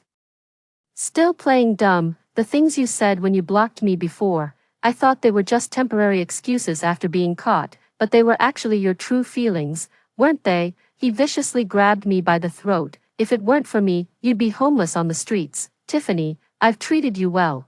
Is this how you repay me? How much did Lucas pay you to betray me? The grip on my neck was too tight. I couldn't utter a single word. I could only desperately claw at his wrist, trying to pry it loose, but even as my nails dug deep into his skin, his hold didn't budge an inch. Suddenly, 3 black-suited bodyguards burst through the door. 2 of them seized his arms from either side, while the third delivered a precise knife-hand strike to the pressure point at his elbow. He groaned in pain, his fingers involuntarily loosening their grip. I seized this opportunity to escape. Let me go. He struggled and roared angrily, his eyes catching sight of the figure outside the door, his facial expression twisting even more. Kevin, you're nothing but a dog at Lucas's feet. What gives you the right to lay hands on me? Assistant Kevin walked in from outside, merely giving a slight wave of his hand before the bodyguards covered his mouth and forcibly dragged him out. Miss Tiffany, are you okay? Assistant Kevin wore a polite smile on his face, still looking as gentle and familiar as ever, showing no emotional fluctuations. I touched my neck, still in a somewhat dazed state. What are you doing here? Isn't the company supposed to be very busy? He didn't answer the question, only saying, the family doctor will arrive soon. Miss Tiffany, please rest well for now. Mr. Lincoln is currently handling some family matters. He will come to see you personally later. With that, he exited the room and politely closed the door. I slumped onto the bed, feeling like my brain had turned into a tangled mess. Before transmigrating into the book, I'd only read one novel where the male lead was in a vegetative state. The true and false heiress trope also matched. There's no reason this wouldn't fit the plot. Lucas, true and false heiresses, the older brother pretending to be in a vegetative state, the younger brother colluding with the fake heiress to steal confidential information. This plot seemed somewhat familiar. I pounded my head, trying hard to recall, and finally thought of a similar plot. But this plot didn't correspond to the male lead.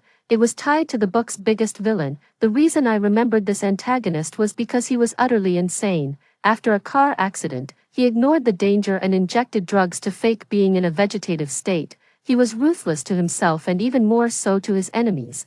During this time, he gathered evidence to send his entire family to prison. Later, the female lead tried to use him to provoke the male lead, but the villain turned the tables, nearly destroying the male lead instead. This seems like a rebirth-themed novel with a strong female lead. In the early stages, the heroine focuses on her career to make up for the regrets of her past life, not only helping her best friend drive the fake heiress out of the family but also building her business to greater heights. However, after falling in love with the male lead, she turns into a love-struck fool, easily manipulated by the obsessive and deranged antagonist who can't have her. The villain cripples the male lead's career and imprisons her. To save her, the male lead gets one of his legs broken by the antagonist, and her best friend also dies tragically, carrying an unborn child, all because of her. What started as a solid female-centric story later devolves into a villain's tale. In this story, The antagonist does indeed have a fake heiress wife brought in for a joy-bringing marriage, but she dies from poisoning less than a week after the wedding. The police investigation concludes it was suicide, as the poison was purchased by her own hand. This plot setting is so similar to, if I were transmigrated into this book, then Lucas wouldn't be the upright and gentle male lead at all, but rather a ruthless and insane villain. As for me, I'd be the cannon fodder planted by his illegitimate younger brother to take his life, only to be counter-killed by him instead. The family doctor knocked on the door for a long time without hearing my response. Worried, he pushed the door open and saw me sitting on the bed with a look of utter devastation on my face. "Miss Tiffany, what's wrong with you? What's wrong? I'm shattered to pieces. I'm done for, right now. I wish I could turn to ashes and hide in the cracks of the earth in batches, waiting to be swept away and dumped by the cleaners, far from this place with villains. Stupid brain. Ah, what's the use of you, even transmigrating into a book and still getting the plot wrong? This time I'm really done for, given how crazy the villain is. Who knows how he'll take revenge on me? Maybe I should take the chance to escape while he's busy dealing with that scumbag father and stepmother. But this villa is surrounded by bodyguards like an iron fortress, with surveillance cameras everywhere. How could I possibly escape? Every time I went out before, there was always this female driver sticking to me like glue, carrying my bags and showing me the way. I used to think she had great service attitude, but turns out she was actually keeping an eye on me all along. Nowhere to hide, no way to escape. I have no choice but to face the villain head on. Whatever, it's not like I actually betrayed him. Even if he wants to move against me, he'll need a reason. After coming to this realization, I sealed myself in my room, waiting for Lucas to arrive. I waited and waited until dinner time. I can't stand hunger, so it wasn't long before I couldn't resist going out to find something to eat. As soon as I stepped out of my room, I heard pleas and curses coming from downstairs. I quickly crouched down, slowly moved to the edge of the stairs, and cautiously peeked over. Lucas's bastard brother was being forced to kneel in front of a man by two black-suited bodyguards. Lucas's stepmother was kneeling at the man's feet, clutching his pant leg and begging through tears. Behind her stood a middle-aged man with a livid expression, cursing the man for being unfilial. But aside from his verbal abuse, he didn't dare make a single move. From my angle, I couldn't clearly see the man's face, but judging by Kevin, the special assistant waiting nearby, it wasn't hard to guess who he was. I crouched down, slowly moved to the other side, and peeked out again to get a better look. This time, I finally saw his face clearly. I've seen this face so many times, yet I almost didn't recognize it. Lucas lounged lazily on the sofa, his slender hand resting casually on the armrest as he glanced slightly downward at the man on the floor. That commanding gaze that looked down on everything made my legs go weak with just one glance. His assistant Kevin beside him was extremely alert, spotting me almost the instant I peeked out. The moment our eyes met, I clearly saw the lingering ruthlessness in his gaze that hadn't yet faded. I should have realized sooner. How could the most favored subordinate of a deranged villain be just an ordinary worker? I quickly pulled my head back, trembling as I crouched on the ground. This time, I truly couldn't stand up. I can't believe myself. Between waiting to die and starving to death, I chose to actively go out and court death, because I was too scared. My legs went weak and limp, so I had to use both hands to try and crawl back to my room. Halfway there, I caught a glimpse of a pair of black men's leather shoes out of the corner of my eye. Looking up, I saw Kevin, the special assistant, with his trademark smile. Seeing my absurd movements, he didn't show the slightest hint of surprise and simply said gently, "Miss Tiffany, Mr. Lincoln would like to see you." This sentence hit me like a bolt from the blue. Didn't we agree you'd contact me after handling family matters? Why call me down now, planning to bundle me up with the Lincoln family for disposal? Damn it, he sure knows how to maximize revenge efficiency. Whether I die sooner or later, death is inevitable. Gritting my teeth and stomping my foot, I forced myself to stand up by leaning against the wall, then followed behind assistant Kevin with my head held high. Staggering unsteadily downstairs, the imagined confrontation scene did not materialize. For some unknown reason, the Lincoln family had already left, leaving only Lucas leaning back on the sofa in the vast living room. Noticing his gaze sweep over, I guiltily lowered my head to stare at the floor, not daring to meet his eyes. Kevin, the assistant walking ahead, suddenly changed direction and left the living room. I instinctively stopped in my tracks, in the dead silence.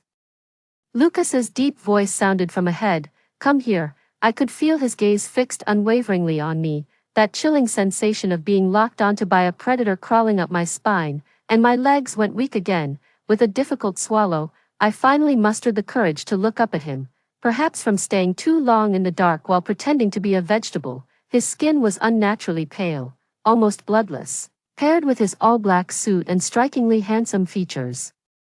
He looked exactly like a bloodthirsty vampire from the movies, ready to sink his teeth into someone's neck at any moment, and I am the unlucky blood sacrifice to be fed to him tonight. My legs were too weak, so I inched my way toward him, constantly psyching myself up. "Don't be afraid, don't be afraid. How can we, law-abiding citizens filled with righteous integrity, fear such an outlaw?" When I finally reached him, I promptly and decisively knelt straight down beside his legs.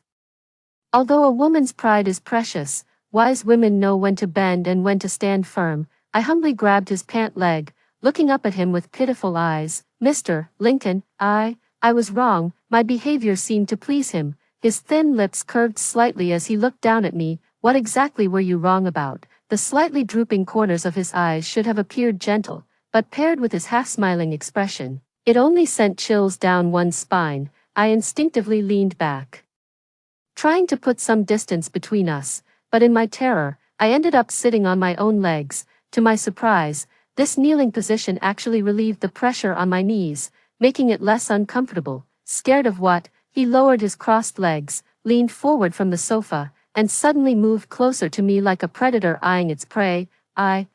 With my life in his hands, my voice trembled as faint as a mosquito's hum. Unable to form a complete sentence, he suddenly reached out, his cool fingertips resting on my neck, gently gliding. With every movement, my body shuddered uncontrollably in fear. Is the villain trying to strangle me? I've already been choked once today. Can't you men in this novel world come up with something new? Does it hurt? His gaze remained fixed on my neck, and strangely, I actually detected a hint of gentleness in his tone. "It's confirmed. I think I've genuinely been scared out of my mind. It hurts. It really hurts. I'm terrified of pain, Mr. Lincoln. I know I was wrong. Please let me go." I grabbed onto his suit pants, playing pitiful to show my determination. "Although I was sent by your brother, I haven't done a single thing he asked me to." Back then, I was kicked out by the Smith family with nowhere to go, so I had no choice but to agree to this marriage just to find a place to stay. They wanted to plant a spy. If it wasn't me, it would have been someone else. Since coming to your side, I've made sure they couldn't accomplish anything. So in a way, I've been helping you." He remained silent, just staring straight at me with an inscrutable, dark expression. Afraid he still had concerns, I added, "Mr. Lincoln, I know you dislike my presence, and I don't dare hope to stay by your side.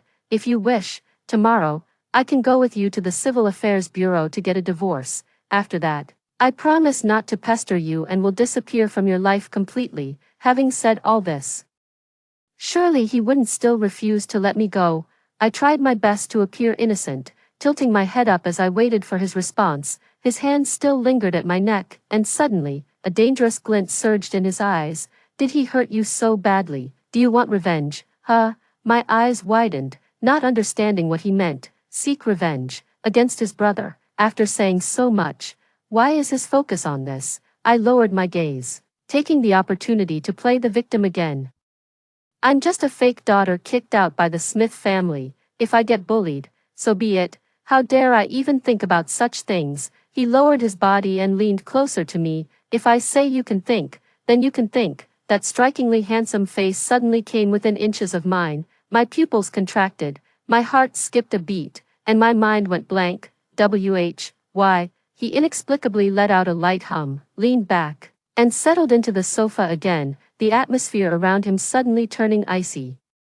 "What? Can't bear to part with?" I stared at him blankly, still processing his previous words when he threw another question at me. My mind burned with confusion, unable to grasp what he truly meant. I tentatively asked, "Can't bear to part with what?" Hearing my words, he seemed to suddenly be in a better mood, the oppressive aura around him weakening a bit. He said to me, "Get up." I obediently stood up, but before I could fully steady myself, I was abruptly yanked by a strong hand and collided into the man's embrace on the sofa. His action only added to the confusion of my already muddled mind. "Mr. Lincoln, what are you doing? The villain guy never plays by the rules with every word and action. Didn't you say you wanted to talk to me about something?" He looked down at me in his arms, his hand casually resting on my waist, his face as calm as ever, as if nothing was out of the ordinary. "Talk now."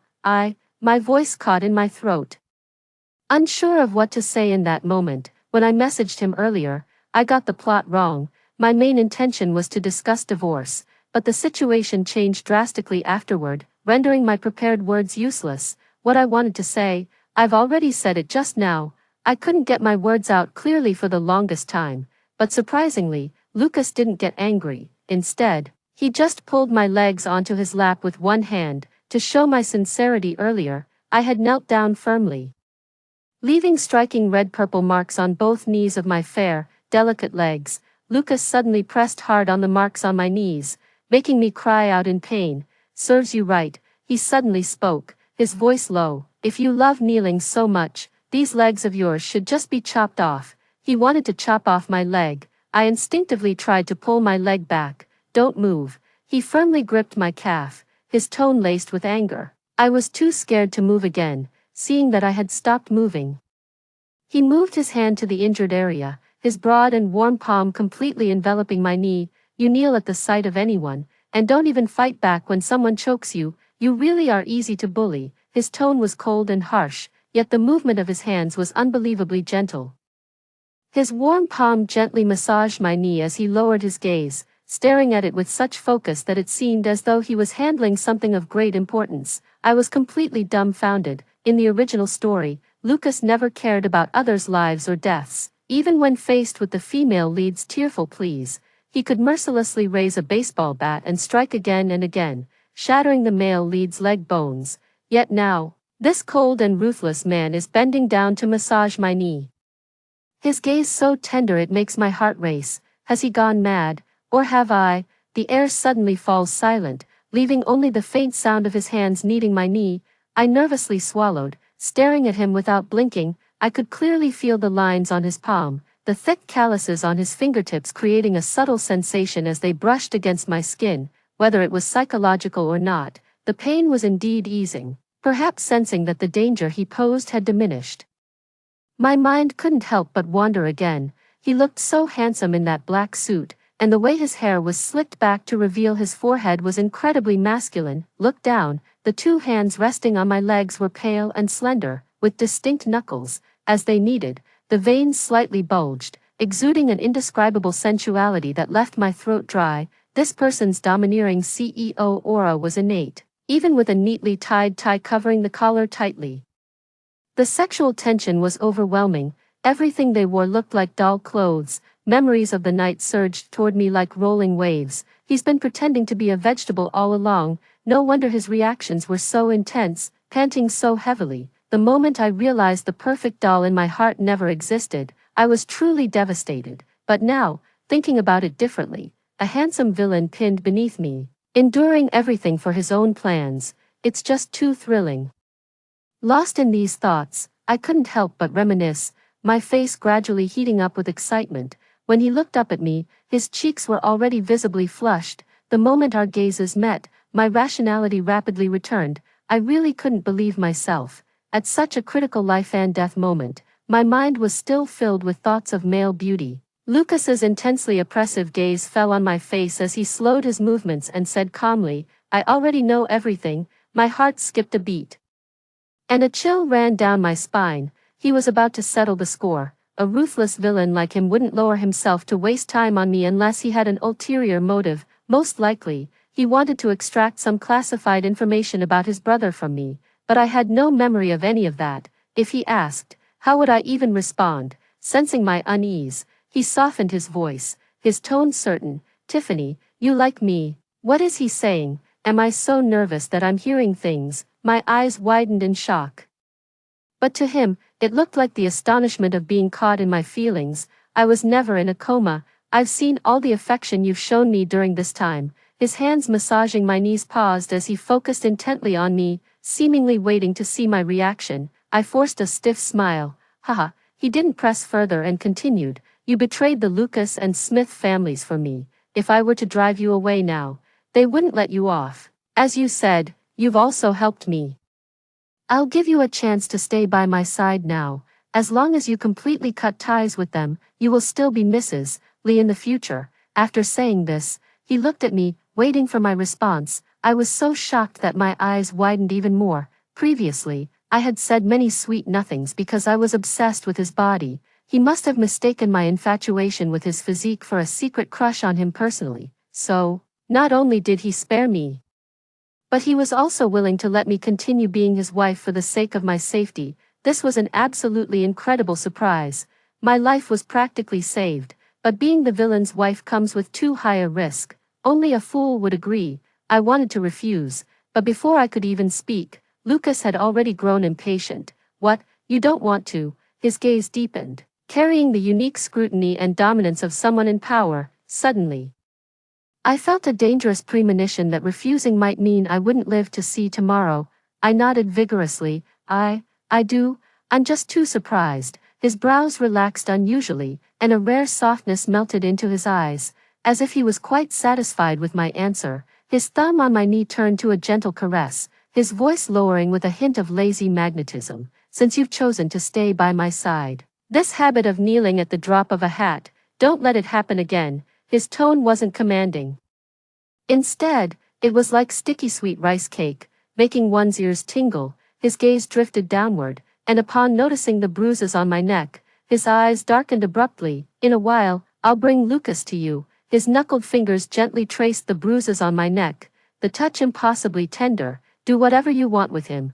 Break his fingers one by one or let him feel what it's like to be choked. It's all up to you. I could clearly see the genuine murderous intent flickering in his eyes, and it sent chills down my spine. And no, that's not necessary. I instinctively leaned back to avoid his hand. His hand chased after me, pressing even closer instead. Can't bear to part with it. I shook my head. Of course not. I'm just afraid. Having been a law-abiding citizen for over 20 years, the worst thing I've ever done in my life was pouring water on an ant nest when I was a child. Breaking someone's hand bones or strangling their neck, that's something I could never do. Afraid.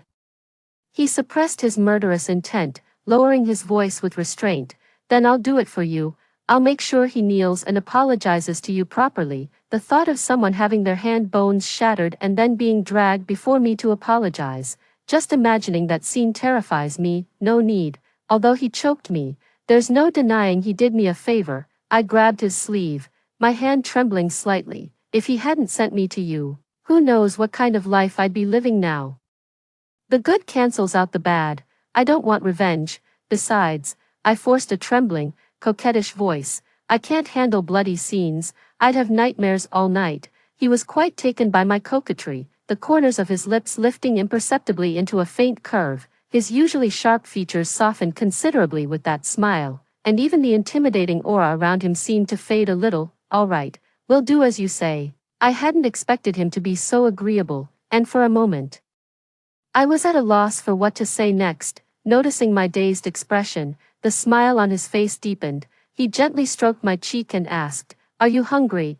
I nodded quickly. "I'm hungry." I was so hungry that I risked going out. He gently lifted my legs off his lap and said softly, "Let's go eat then." Okay. I followed behind him, and we entered the restaurant one after the other. The dining table was almost entirely covered with my favorite dishes. Once my cravings kicked in, I completely forgot about my fear and immediately sat down to eat. As the delicious food filled my stomach, the hunger gradually faded, and my mind began to work again. The villain was ruthless, with a temper as unpredictable as the weather. Being his wife meant that if he ever got upset, my life could be over in an instant, even if I managed to survive under his rule. When the male and female leads later joined forces to strike back, I might still get caught in the crossfire. Indeed, in the original story, the villain would fall in love with the female lead, then embark on a desperate and obsessive pursuit of forced affection. He probably hasn't met the female lead yet. Once he does and falls for her, he'll naturally demand I step aside. Then I can grab some benefits and make a safe exit, without worrying about being hunted down. And I looked up, stealing a glance at the strikingly handsome man across from me, whose every move exuded irresistible charisma. Every inch of him was perfectly aligned with my aesthetic preferences. Being able to enjoy this a little longer is already a win for me. Thinking this way, my appetite improved even more. A dangerous man is just that, dangerous, sometimes. The experience with a dangerous man is even better. The villain was very generous to me, never mistreating me, whether financially or physically. On the very first night after clearing things up, he was willing to share a bed with me. The intimidating aura of dominance that once frightened me took on a whole new flavor after dark. I never really felt like I was the villainess, not even in bed. It always felt like I was just role-playing. Him choking me got me excited. Him scolding me got me even more excited, and when he glared and demanded if I still had feelings for Lucas, some twisted sense of guilt drove this novel fangirl to grab him and bite. Lucas was practically tailor-made for this novel fangirl's kinks. The experience was so good I kept feeling like I was paying for a male escort, and after every session, I'd want to tip him some cash. In reality, the villainous CEO not only didn't need my money, he was the one tipping me instead. He gave me a black card with no spending limit, letting me swipe it freely. I was initially worried that his bad temper might cost me my life at any moment, but after spending some time with him, I found that this man's temper was quite stable. He never really lost his temper. He never talks about work at home, nor does he bring work-related emotions to me. If I didn't know he was the biggest villain in this book, I'd almost want to award him the top 10 husbands prize outside the bedroom. He's exceptionally gentle with me, basically giving me whatever I ask for. The most important thing is that he's extremely busy, leaving early and returning late with few holidays, so I'm basically the one enjoying this huge house and fortune. The attitude of the servants and security guards in the villa towards me has completely changed. Their previous indifference has turned into extreme attentiveness, probably because they're afraid I might settle old scores. They practically treat me like royalty now. I mentioned that adding a sunroom and a swing in the courtyard would be nice, and the butler completed the application and approval process overnight. By noon the next day when I returned from outside, the construction was already finished. Life is becoming increasingly surreal. With the life or death issue no longer a concern, I began pondering other questions. For instance, why is it that while most novel authors love giving male characters the buff of 8 times a night, Lucas, as the most ruthless villain in the book, tops out at just twice per night, though the quality of those 2 sessions is quite good, so much so that I can barely handle it. Just because I don't need more doesn't mean he shouldn't have the capacity. No wonder the female lead in the original story remained unharmed after being imprisoned by him for a while. Turns out the author gave him a hidden ailment to protect her. It's often said that men gradually lose their vitality as they age. He's still young now and can only manage twice, so in the future, won't even once be a struggle. For the sake of my happiness, I consulted a nutritionist, asking how to secretly nourish his yang and kidneys with food without him noticing. After finalizing the dietary plan, I started bringing him lunch, and the dinner menu at home also underwent a major transformation. The dietary supplements worked wonders. Results were evident on the very first day, 4 times in one night, and I nearly died in bed. I was so scared that I went to see a nutritionist the next day to change the plan, but in the following days, Lucas remained as vigorous as ever. On the 8th day of dietary supplements, perhaps because I had overdone it, he suddenly had a nosebleed in bed, feeling guilty. I suggested sleeping in separate rooms for a few days. Unexpectedly, this upset him. And he kept me up all night again. A man's pride is truly unfathomable. The next time I heard news about his younger brother was on a friend's social media feed, where someone had shared an article from a tabloid. The headline read, "Exclusive Deep Dive, Faking a 100-Day Coma." He bankrupted his father, sent his stepmother to jail, and left his illegitimate brother homeless. The article clearly outlined the timeline of Lucas's scheme and delved deep into his family background. Lucas's father was a Phoenix man who built his fortune entirely through investments from Lucas's biological mother. It's said that Lucas's mother cut ties with her own family in order to marry him. With their joint efforts, the company grew larger and larger. However, just after going public, Lucas's mother died in a car accident while traveling. Within less than a year, Lucas's father remarried, and the new wife brought along a son who was only 2 years younger than Lucas. Fortunately, Lucas's mother had made a will early on, leaving all her assets to him after her death. with the strong protection of his maternal grandparents, Lucas was able to grow up safely and eventually reclaim control of the company. After regaining control, he wasn't satisfied and was determined to wipe them out completely. He pretended to be in a vegetative state to lull them into complacency, secretly shorted his father's shares, and gave his stepmother power to entice her into embezzlement. It said he has uncovered the truth about his previous car accident and plans to send his half-brother to prison for attempted murder. The article included sharp commentary from a famous lawyer, who called his revenge textbook level, every step legal yet deadly. After reading the entire piece, I was left utterly stunned. So awesome, this isn't a villain at all. He's clearly the overpowered protagonist of a wish fulfillment novel. The person who reposted this is marveling at how ruthless Lucas is, with many mutual WeChat friends chiming in agreement below.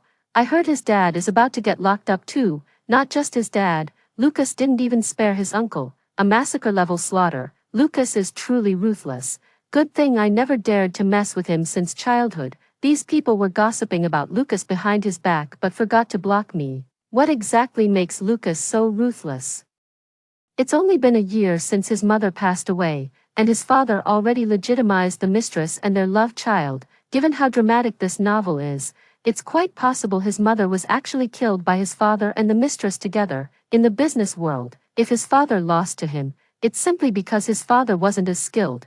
As for the stepmother engaging in embezzlement and bribery, facing legal consequences is exactly what she deserves. The love child attempted to murder Lucas in a staged car accident. He absolutely deserves to be locked up. Lucas did nothing wrong. However, there's no point in reasoning with these people.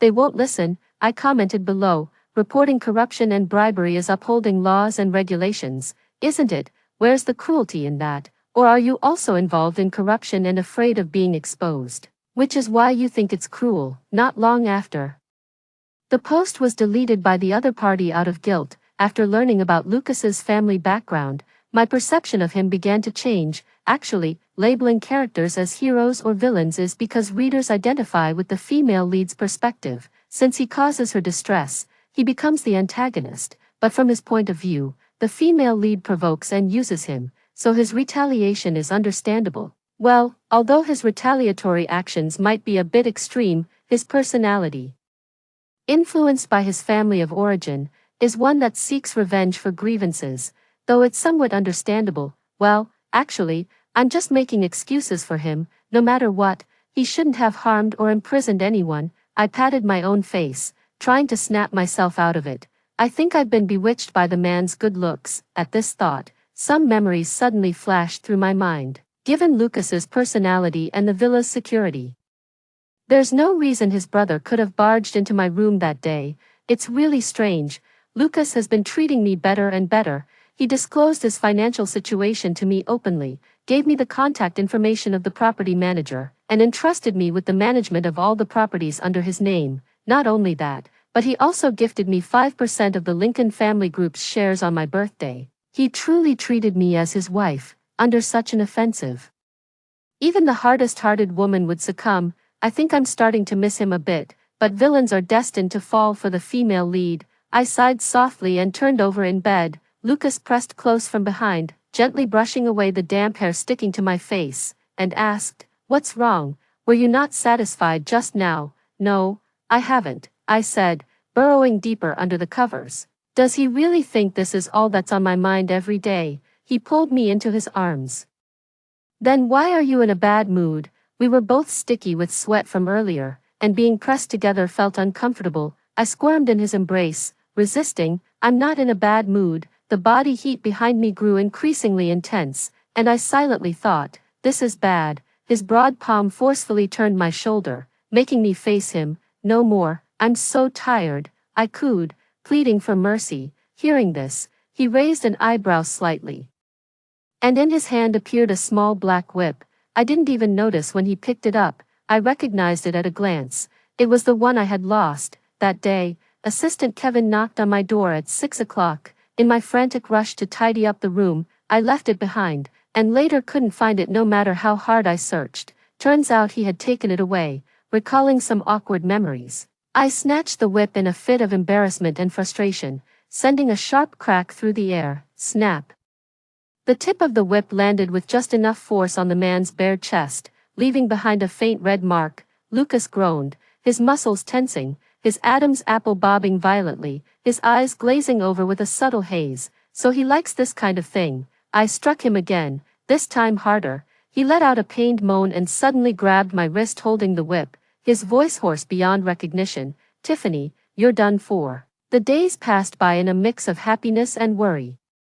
I kept waiting for the female lead to appear, waited and waited.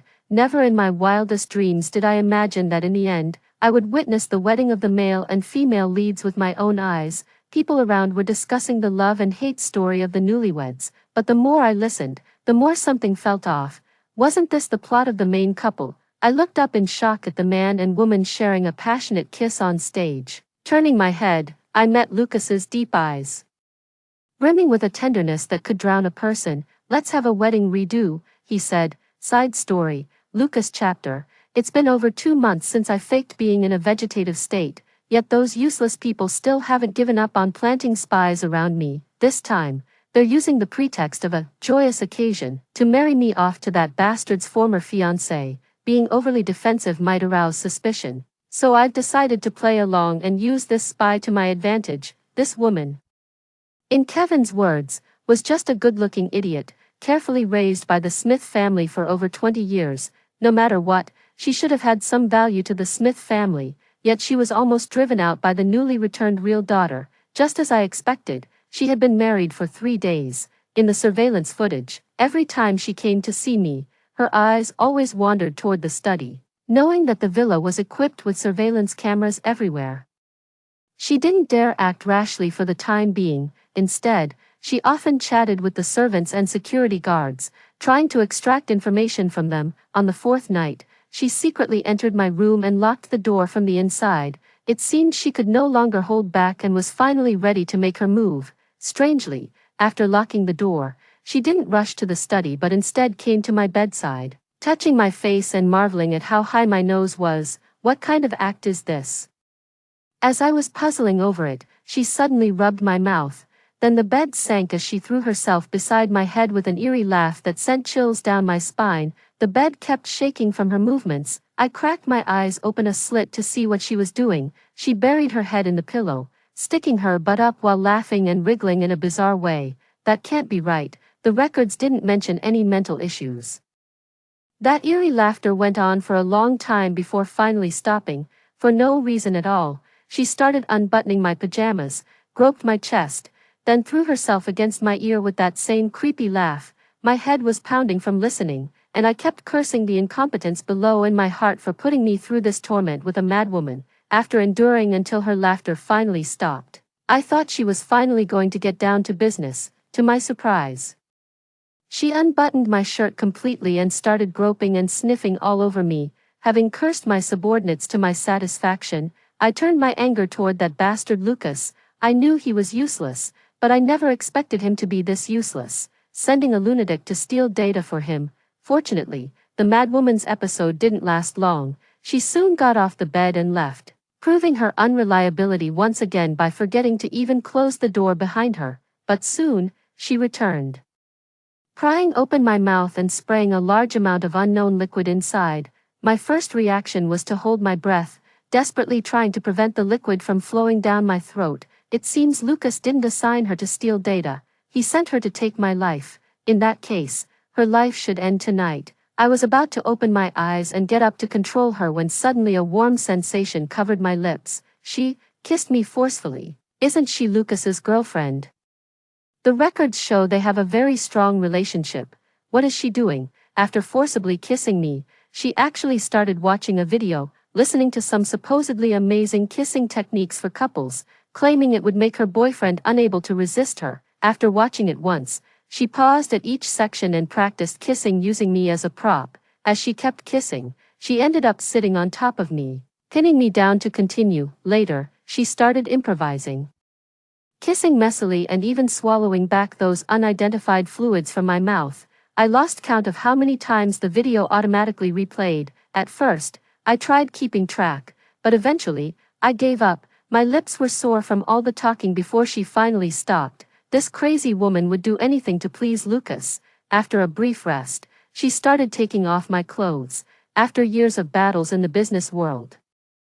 This was the first time I'd encountered such an unprofessional spy, and the first time I'd been stripped down to my underwear and groped all over. Utter humiliation. She finally stopped again, and I thought to myself, enough already, time to get serious. But then this crazy woman ran out, somehow got hold of a razor, and started shaving my armpit hair. Is she out of her mind? Late at night, sneaking into my room when no one was around, not to steal data or scout, just to strip me naked and shave off all my body hair, and it was done so meticulously. Aside from the hair on my head, it feels like not a single strand was left, not even down there. What did my hair ever do to offend her? After all these years of living, I've never felt so powerless. If it weren't for the excessive effort already invested and the reluctance to alert the enemy prematurely unless absolutely necessary, I'd really want to strangle her. She stopped yet again. Enough already. Surely this time it's enough. Turns out I still underestimated her. After shaving, she pulled out something else and gave me an electric shock under my armpit, jolting me so hard I nearly leaped off the bed. Seeing my reaction, she wanted to record a video to report it. I finally understood why she had done so many outrageous things tonight. She was testing whether I was truly unconscious. I knew Lucas couldn't be foolish enough to go through all that trouble just to plant an uncontrollable lunatic by my side. He's quite vigilant. Even after more than 2 months, he still suspects I'm faking it. There's no choice. Given the current situation, I can only endure. That venomous woman electrocuted me for over an hour, leaving no part of my body untouched. When it came to my private areas, I had to summon every ounce of strength I've ever had to endure it. She tormented me until dawn before finally falling asleep contentedly. I was trembling with anger on the bed, wearing nothing but a diaper. After destroying the surveillance footage from the room during that time, I called Kevin with shaking hands. Looking at the woman sleeping soundly beside me, I restrained myself repeatedly from laying a hand on her, but this only made me so furious I couldn't sleep all night. The next day, after Kevin sent her away, I confronted him about why Tiffany's mental condition hadn't been properly investigated. He responded with absolute certainty, explaining that his team had been monitoring and investigating everyone Lucas had contact with, and he was sure Tiffany had no mental health issues. At noon that same day, Tiffany burst into my room, threw herself at me, and started kissing me repeatedly for no apparent reason. After she left, I gritted my teeth and asked Kevin, "Are you sure she doesn't have any mental health problems?" Kevin, "Not so sure anymore. I want to kill her, more and more, but she's only been married here for 5 days. Even if I give up on the plan to make her steal fake data, to avoid alerting anyone, I'll have to endure her for a while longer before killing her. I can endure it, but during this time, I don't want to see her again." I had clearly given the order, yet she still came to my room at night. At this moment, I wanted to strangle Kevin along with her. She didn't go to the study but spent a long time on the bed changing my clothes. The neckline of the outfit was cut very low. Even if I couldn't see it, I knew it wasn't exactly decent. 1 trick a day. What on earth is she trying to do? Tonight, she didn't let out that eerie laugh again. Instead, it was replaced by even sharper screams. I was just cursing in my heart about her acting up again when I heard her say, "So handsome it's killing me. So handsome it's killing me. Help, help. How can someone be this handsome?" Although she's sick, her aesthetic sense isn't bad. This is the first time someone has dared to be so openly infatuated in front of me. Soon, I realized she was bolder than I had imagined. She actually tied my hands with a belt and whipped me, screaming while doing it, saying how exciting it is. What does she take me for, this perverted woman? Then, I realized she was even more perverted than I had imagined. She started doing indescribable things to me, setting my body on fire while moaning and whimpering uncontrollably. It made my whole body feel like it was burning. She only cared about her own pleasure, leaving me frustrated and ignored after she was satisfied. In the early morning, I sat up in the messy bed, deleted the room's surveillance footage, and once again called Kevin to vent my anger. After deducting the bonus, Kevin resentfully promised me that he would definitely not let Tiffany bother me again tonight, and he had the nerve to act aggrieved. Last night, that crazy woman nearly ended my ability to have children. If it weren't for our years of friendship, I would have fired him. There's been no progress with Tiffany, and Lucas probably couldn't wait any longer. he brought his shameless mother under the pretense of visiting me to pressure Tiffany. Although their conversation in the surveillance footage was subtle, I understood everything. Tiffany promised them she would bypass the nursing staff and act quickly. Because of this unexpected turn, I retracted my words, preventing her from entering my room and set everything up, waiting for her to steal the fake data from the study. That night, she indeed came again, but she seemed to be holding something in her hand, and the sound of metal clinking was very noticeable as she walked. No, stealing data should be as quiet as possible. Why would she bring something so loud? My intuition was spot on. She started changing my clothes again. After changing my clothes, that perverted woman began humming and mumbling again. Luckily, I had instructed Kevin beforehand to turn off the camera immediately if anything seemed off during the monitoring. I finally made it through one round, thinking she would fall asleep like last night, but she started doing something even more indescribable. It was bad enough that she did it, but she didn't even know how, and despite not knowing how, she refused to give up, trying again and again, nearly driving me insane. I was so angry with her that I didn't sleep all night. I didn't sleep at all last night, and I was handling work matters all morning, thinking I could catch up on some sleep at noon. She sneaked in again just minutes after I dozed off. Once inside, instead of doing anything proper, she made another attempt at something indescribable on me. Time and again, I twisted and raged at the brink of my patience, failed to take a nap at noon, so I dragged my exhausted body through work in the afternoon. To ensure a good night's sleep, I had the caregiver stay in my room until she turned off the lights and fell asleep. Afraid she might pull another stunt, I delayed for a few more hours and didn't let them leave until 2 a.m. Who would have thought she'd actually wait for me until 2 in the morning? Not long after they left, she sneaked in again. After coming in, I still had no interest in the study, only wanting to stay in my bed. From yesterday until now, I've been working at high capacity and have slept less than 3 hours in total. She comes in the evening and also at noon, twice a day, each time tormenting me for a long while. Even an old ox plowing the fields doesn't work day and night, does it? The good news is, she finally succeeded tonight. At least it gave me some relief. But this woman has poor stamina. It ended too quickly. She fell asleep beside me just as I was getting started, made me laugh in frustration, ending when it shouldn't end. And not ending when it should. If this life continues, I'll be ruined by her sooner or later. So the next day at noon, I simply left the study door wide open, inviting the enemy into the trap. Hurry up and steal, then get the hell out. She walked in as I had hoped, and for caution's sake, she didn't take any action, only circling the study to familiarize herself with the layout and scout the area. After coming out, she returned to my bed. After this series of actions, I began to suspect whether she knew there were surveillance cameras in the room and was deliberately behaving this way toward me to render the room's cameras useless. With the experience from last time, she proceeded much more smoothly this round. After it was over, she wrapped her arms around my neck and said to me tenderly, "I like you the most. I wish we could be together forever." It was at this moment that I first felt her intense love for me. From the moment she started behaving that way toward me, the surveillance in this room must have been turned off. No one else could hear the words she spoke except for me, so, she wasn't acting. From this perspective, all her previous inexplicable actions suddenly make sense. Because she likes me, that's why she kissed me and acted infatuated with me. Because she likes me, even after entering the room so many times, her focus remained on me. She never helped Lucas steal the data. Even though a vegetative patient might lose control of bodily functions, she never showed fear or disgust, coming close to me every night. Even if I set obstacles for her, she was willing to stay up until 2 a.m. for me. For a while, I thought she was a pervert with a strong sexual appetite, but if she really were, Lucas isn't bad looking. After I fell into a coma, he became the sole heir of the Lincoln family. Anyone with a clear mind would choose him, since she married me. She hasn't seen him again, just this alone. No one around me could do the same. If I were truly in a vegetative state now, Kevin and the others would definitely seek out more skilled professionals. Since Mom passed away, this is the first time I've felt so valued by someone. My guess seems to be correct. After she entered the study, I observed her for a week, and during that time, she never went in again. To relieve the midday pressure, I had my female bodyguard take her out during the day for shopping and sightseeing.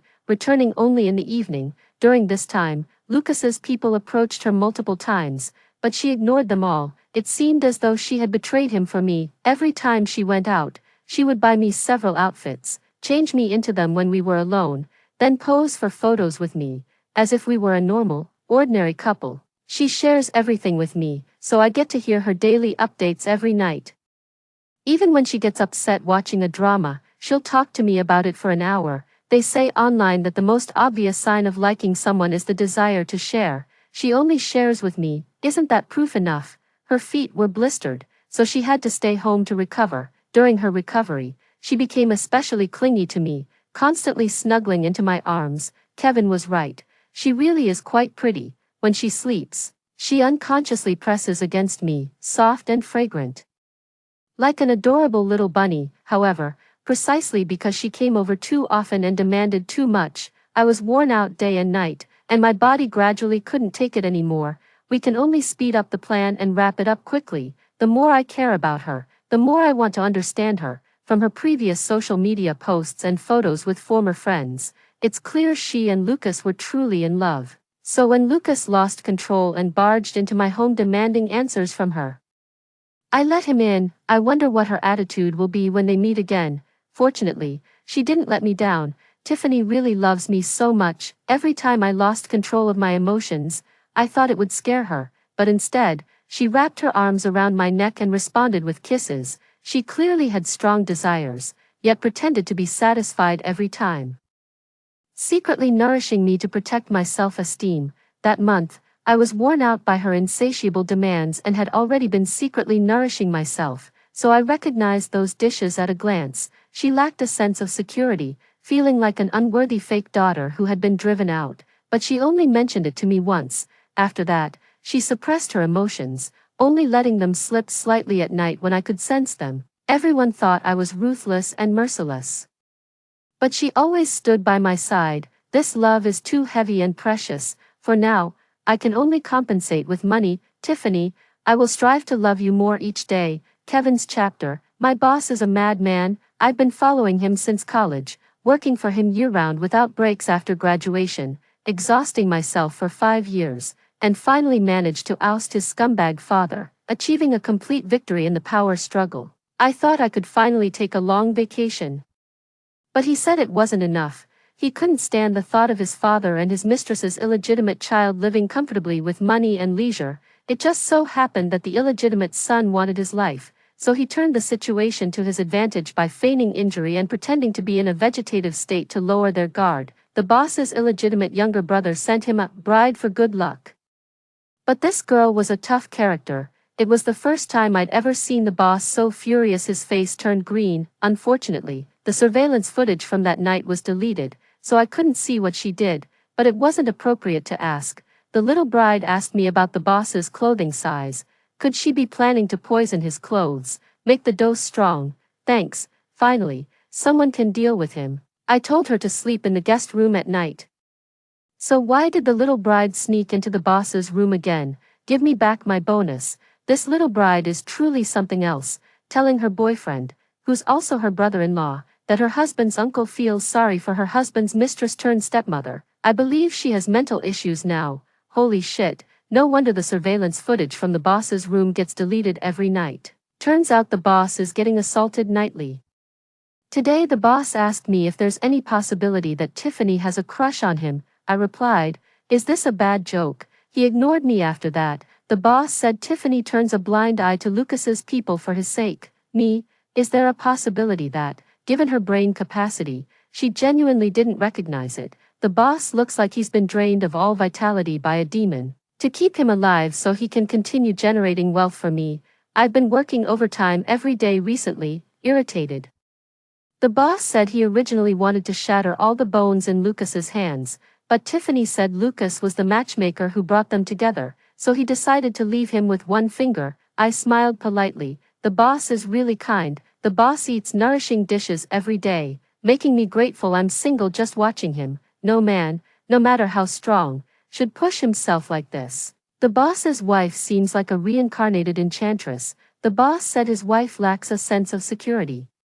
She suffers deeply from feeling unworthy of him, and he wants to make it up to her. The boss's wife smiles all day, spending money in all sorts of ways without having to work. Where exactly is the suffering in that? Boss, are you still looking for a male wife? I'd love to experience this kind of suffering that comes with being rich yet insecure. On a business trip out of town, the boss suddenly took a photo of the crab on the table and posted it on social media. She's a Cancer. If I take this photo, she'll know I'm thinking about her. Haha, so obvious. The heiress of the James family, having been suppressed by her ex-boyfriend, found no one daring to collaborate with her. She approached the Lincoln family with a breakthrough technology, offering it at a reduced price to seek cooperation. It's a project with great prospects. I can almost see the bonus waving at me, yet, the boss, who always prioritizes profit, turned it down.